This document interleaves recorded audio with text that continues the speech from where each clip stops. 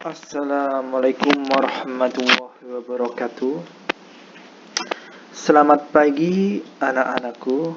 Sekarang kita akan belajar tentang tema 1, subtema 1, pembelajaran 1.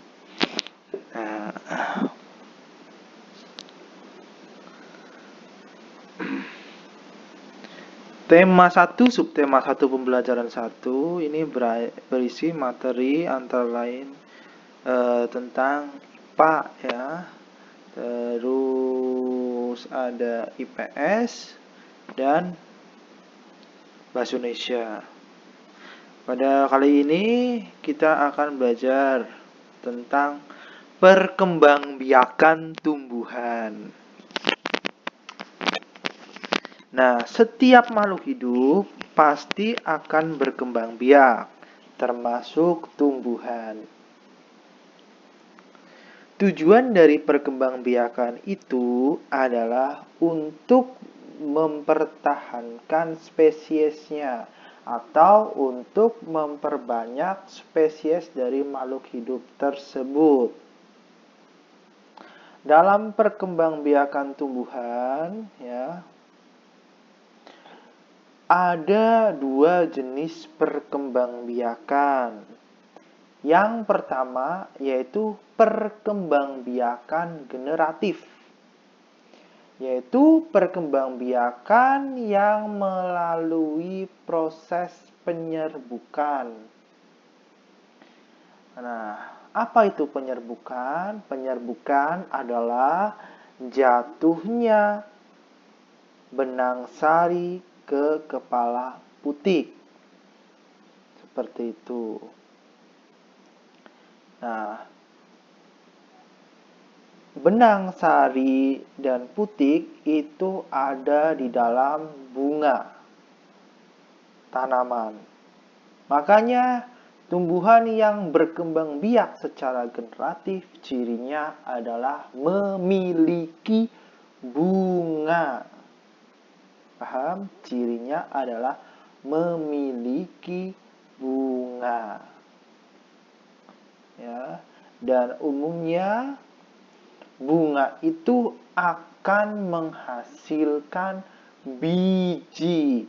Nah, biji itu yang digunakan tumbuhan untuk memperbanyak spesiesnya atau untuk memperbanyak jenisnya.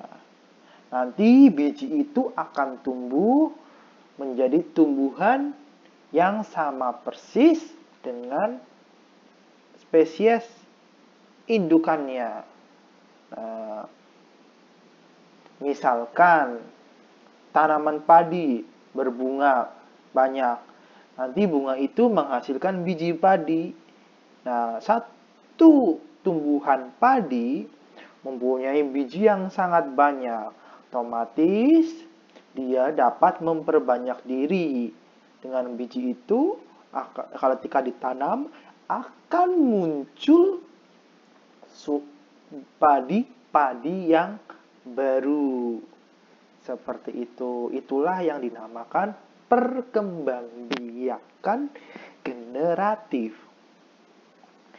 Yang kedua, di dalam perkembangbiakan tumbuhan dikenal dengan perkembangbiakan vegetatif.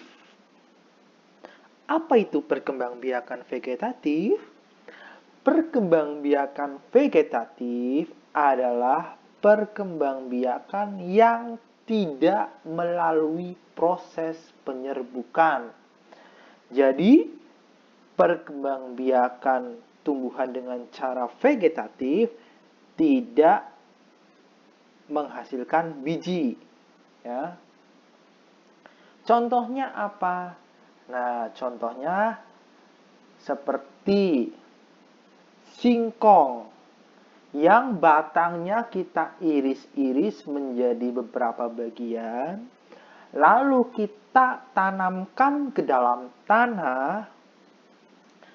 Nah, batang itu akan tumbuh menjadi spesies singkong yang baru. Nah, itu contoh perkembangbiakan vegetatif ya, tidak melalui proses penyerbukan yang menghasilkan biji. Seperti itu. Nah, di pembelajaran 1 subtema 1 di tema 1 ini, kita akan mempelajari perkembangbiakan generatif. Nah, kita klik ya. Nah, perkembangbiakan generatif. Nah, yang tadi Bapak sudah jelaskan bahwa perkembangbiakan generatif terjadi melalui proses penyerbukan atau perkawinan atau pembuahan. Nah, perkembangan biakan generatif pada tumbuhan diawali dengan penyerbukan yang tadi Bapak sudah jelaskan, yaitu jatuhnya atau melekatnya serbuk sari ke kepala putik.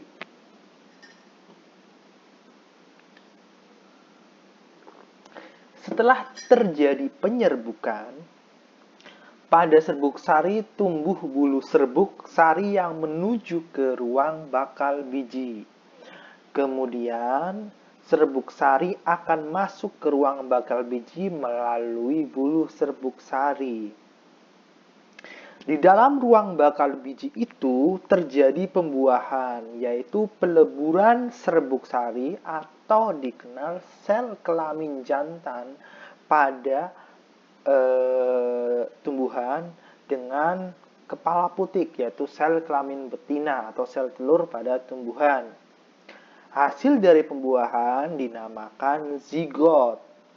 Nah, zigot ini terus akan berkembang menjadi lembaga.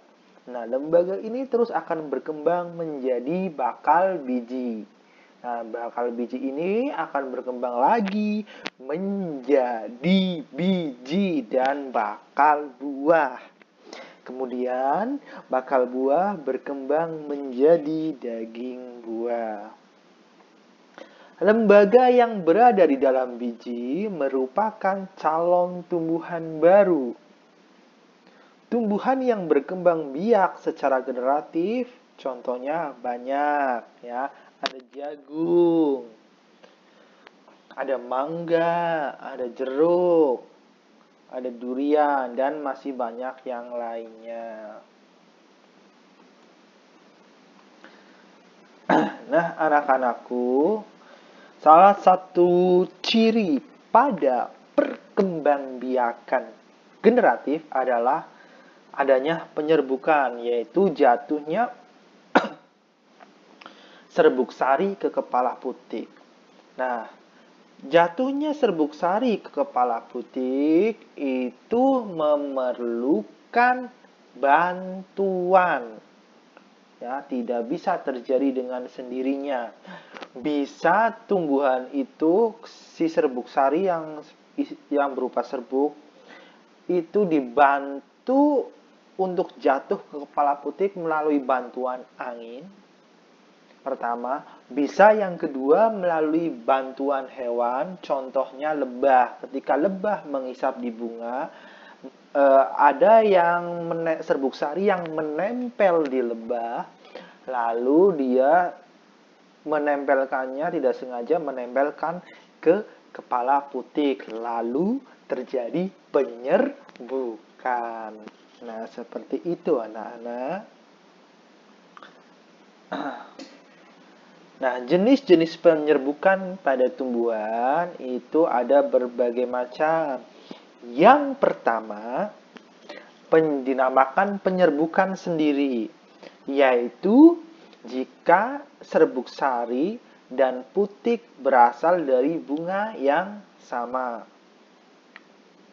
Jadi anak-anak, serbuk sari yang berasal dari tumbuhan yang sejenis bisa membuahi tanaman lain tapi harus masih dalam satu jenis. Contoh, tanaman mangga satu itu bisa membuahi tanaman mangga yang lain, atau serbuk sari dari tanaman yang satu bisa membuahi putik yang berada pada mangga yang lain. Nah, yang pertama yaitu penyerbukan sendiri, yaitu jika serbuk sari dan putik itu berasal dari bunga yang sama. Ya. Jadi dalam satu tanaman itu kan berbagai bunga. Nah, penyerbukan sendiri ini yaitu terjadi dalam satu bunga. Jadi di dalam bunga ada serbuk sari dan kepala putik itu, serbuk sarinya itu membuahi putik itu masih dalam satu bunga yang sama. Yang kedua yaitu penyerbukan tetangga, yaitu bila serbuk sari itu membuahi bunga yang berbeda tapi masih dalam satu pohon. Nah, seperti itu. Yang ketiga, ada penyerbukan silang, yaitu bila serbuk sari membuahi putik di bunga lain yang masih sesatu spesies, ya. Pohon lain yang masih spesies. Contoh, serbuk sari mangga harum manis yang satu membuahi kepala putik di mangga harum manis di kebun yang kedua. Seperti itu. Yang keempat, penyerbukan bastar, yaitu jika serbuk sari jatuh di putik bunga yang lain dan tumbuhannya itu berbeda spesies, ya, tapi masih dalam satu jenis, ya, berbeda spesies tapi masih dalam satu jenis. Contoh, mangga mana lagi, benang sari dari mangga mana lagi itu bisa membuahi kepala putik mangga harum manis dan akan menghasilkan buah yang rasanya itu percampuran antara mangga mana lagi dan mangga harum manis. Nah, tapi ini masih dalam satu jenis, yaitu jenis mangga. Nah, sekarang kita mempelajari kehidupan sosial budaya masyarakat ASEAN. ASEAN adalah perkumpulan negara-negara Asia Tenggara. Jumlahnya ada 10.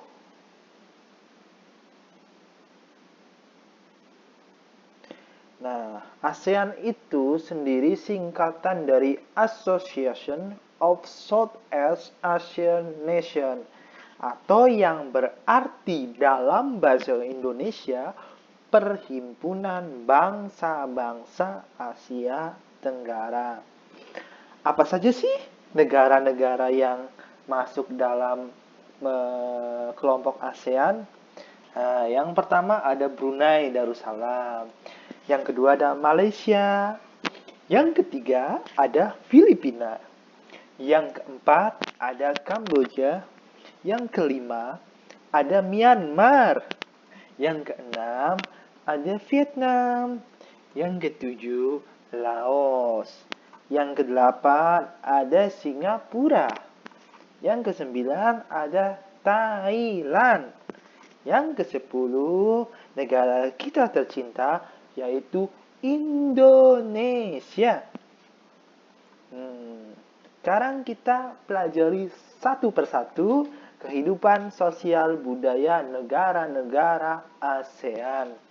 Yang pertama yaitu Brunei Darussalam. Brunei Darussalam itu dalam sistem tata negaranya itu menggunakan hukum syariat Islam. Ya. Yang undang-undangnya itu meliputi jenayah Islam, muamalah, undang-undang keluarga, serta undang-undang keterangan acara. Brunei adalah negara yang memiliki indeks pembangunan manusia tertinggi kedua setelah Singapura. Ya. Nah, yang terkenal dari Brunei Darussalam adalah kekayaan minyak bumi dan gas alamnya yang membuat negara Brunei ini menjadi negara terkaya kelima dan sudah diklasifikasikan sebagai negara maju. Nah, karena sistem hukumnya memakai syariat Islam, otomatis masyarakat Brunei itu mayoritas beragama Islam. Nah, penduduk Brunei itu mayoritas adalah berasal dari suku Melayu.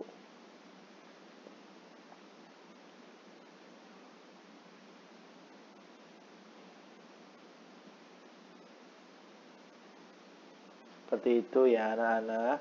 Nah, bahasa yang digunakan secara resmi di Brunei Darussalam adalah bahasa Melayu. Dengan bahasa Tionghoa dan bahasa Inggris yang 95% dikuasai oleh setiap penduduknya. Tapi bahasa resmi kenegaraannya adalah bahasa Melayu. Sekarang, setelah kita mempelajari tentang kehidupan sosial budaya masyarakat Brunei Darussalam, selanjutnya kita akan belajar kehidupan sosial masyarakat negara Malaysia.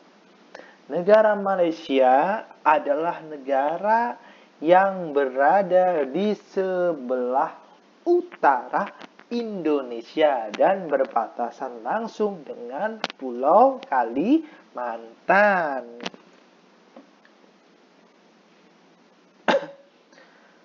Penduduk Malaysia itu terdiri dari berbagai macam suku dengan suku mayoritasnya atau suku terbesarnya adalah suku Melayu. Ya, 50,4%-nya adalah suku Melayu. Nah, berdasarkan sensus penduduk 2000 Malaysia, hampir 60,4% penduduknya memeluk agama Islam. Ya, 19,2% Buddha, 9,1% Kristen, 6,3% Hindu, dan 2,6% agama Tionghoa. Malaysia merupakan negara dengan pertumbuhan ekonomi tercepat ketiga di Asia Tenggara. Hal ini dapat dilihat dari keberhasilan Malaysia sebagai eksportir minyak kedua terbesar di dunia. Mantap ya Malaysia itu anak-anak. Nah, penduduk Malaysia sebagian besar adalah suku Melayu. Terus yang kedua adalah berasal dari Cina dan yang ketiga berasal dari India. Musik tradisionalnya banyak dipengaruhi oleh budaya Cina, Islam, dan India. Nah, makanan khasnya Malaysia adalah nasi lemak. Selanjutnya, kita akan mempelajari kehidupan sosial budaya Filipina.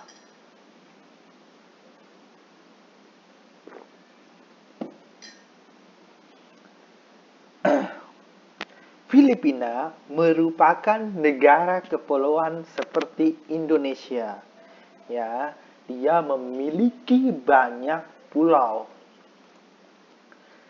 Nah, Filipina terkenal dengan pertanian padinya.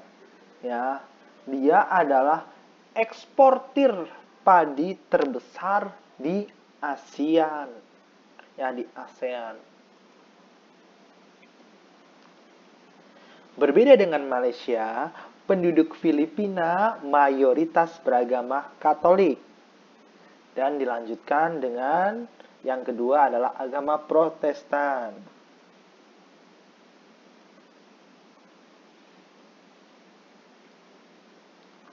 Kebanyakan masyarakat Filipina gemar menyanyi serta menari pada setiap kali pesta keramaiannya. Tarian tinikling merupakan tarian masyarakat Filipina yang terkenal.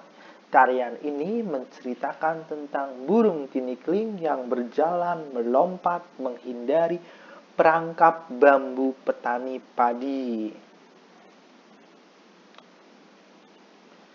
Rumah tradisional yang terkenal di Filipina bernama Bahay Kubo yang dibuat dari daun kelapa, nipah, dan bambu. Seperti itu.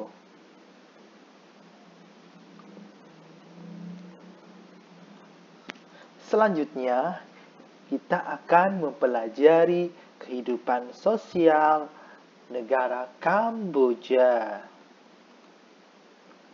Nah, bahasa resmi Kamboja adalah bahasa Khmer. Selain itu, bahasa lain yang digunakan adalah bahasa Prancis. Agama penduduk negara Kamboja mayoritas beragama Buddha. Nah, sebagian besar penghidupan penduduknya itu menggantungkan pada sektor pertanian. Hasil pertanian di Kamboja antara lain adalah padi, jagung, merica, tembakau. Nah, selanjutnya kita akan belajar kehidupan sosial negara Myanmar. Anak-anakku yang cakep-cakep dan cantik-cantik, Myanmar itu sering disebut sebagai negara 1000 pagoda. Kenapa? Hayo. Ya, benar. Karena ketika kita ke sana akan menemukan beberapa banyak kuil suci Buddha. Karena mayoritas penduduk Myanmar beragama Buddha. Bahasa resmi yang digunakan oleh negara Myanmar adalah bahasa Burma atau bahasa Myanmar. Bahasa lain yang digunakan ada bahasa Inggris. Myanmar ini adalah negara yang kaya dengan giok, batu permata, minyak bumi, dan gas alam. Sekarang selanjutnya kita akan mempelajari kehidupan sosial negara Vietnam. Nah, Vietnam adalah negara yang mempunyai suku yang beraneka ragam. Dengan mayoritas suku yang paling banyak menempati negara Vietnam adalah suku Viet, yaitu sebanyak 85,7% dan disusul oleh suku Thai sebanyak 1,9%. Nah, yang perlu kalian tahu, Vietnam adalah negara di ASEAN yang penduduknya mayoritas tidak beragama.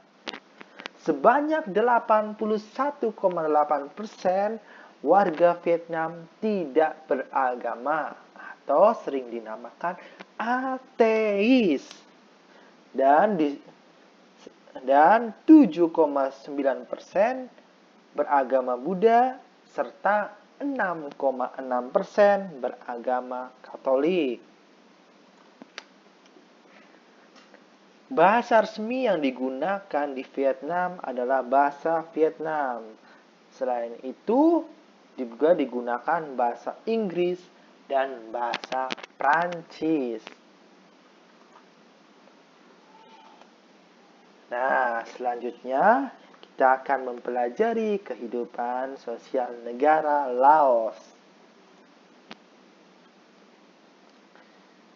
Laos memiliki penduduk yang mayoritas beragama Buddha dengan 60,1% beragama Buddha, selanjutnya disusul oleh agama Kristen yang dengan persentase 8,7%.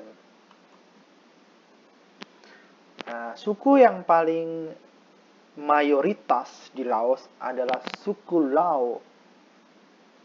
Orang Lao hidup di tanah rendah dan dekat sungai. Yang kedua, suku setelah Lao adalah suku Tai. Suku Tai hidup di dataran tinggi.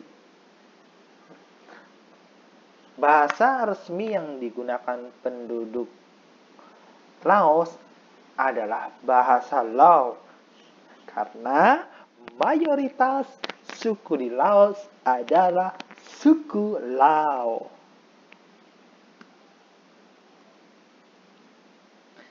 Nah, anak-anak, sebagian besar penduduk negara Laos bekerja di sektor pertanian dan perkebunan. Nah, anak-anak, yang perlu kalian ketahui, Laos adalah negara termiskin di ASEAN. Ya. Jadi kita harus bersyukur hidup di negara Indonesia yang cukup melimpah kekayaan alamnya, yang cukup melimpah kekayaan budayanya, sehingga kita bisa hidup dengan nyaman. Ya, masih banyak negara-negara di sana yang rakyatnya masih miskin dan menderita.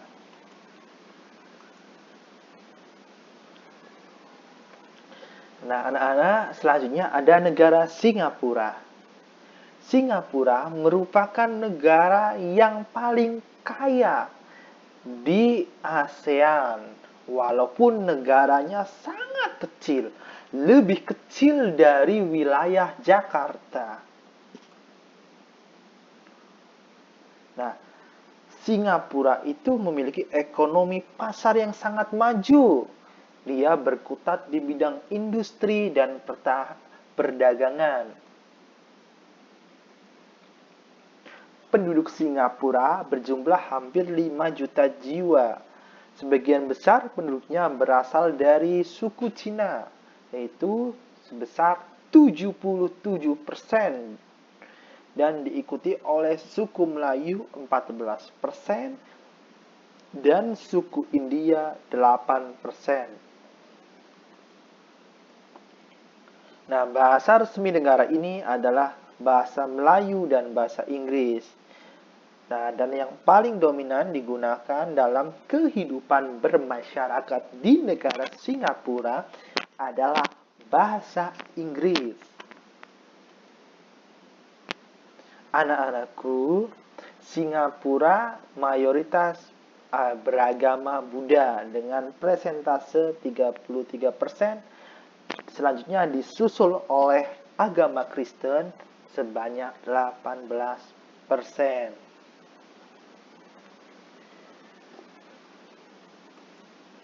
Nah, sudah selesai pembahasan kita kali ini. Untuk negara yang lainnya, kalian bisa baca di